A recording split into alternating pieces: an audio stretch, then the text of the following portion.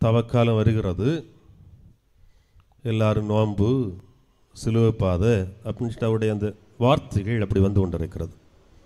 நோன்பு, சிலுவை பாதை என்று தங்களை அணியப்படுத்திக் கொள்வார்கள்.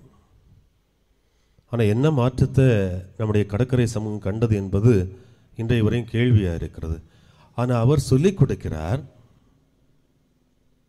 எசாயா 58 எடுத்து வாசித்து பாருங்கள். ஒரு மீனவர் சொல்லிக் கொடுக்கிறார் அந்த குழுவிலே. எசாயா 58 எடுத்து பாருங்கள்.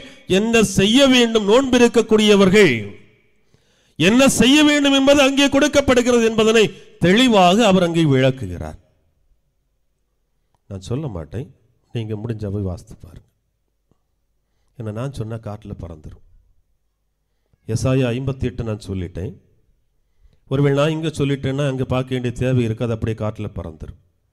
ஒரு மீனவர் இதனுடைய தாக்கத்தை நமக்கு வெளிப்படுத்துகின்றார் என்றால், நம்மை போன்ற ஒரு மனிதர் நம்மிடத்தில் கேட்கக்கூடிய ஒரு கேள்வி அதான், நாம் பல ஒருத்தல்களை மேற்கொள்கின்றோமே, நம்மிலே மாற்றம் இருக்கிறதா?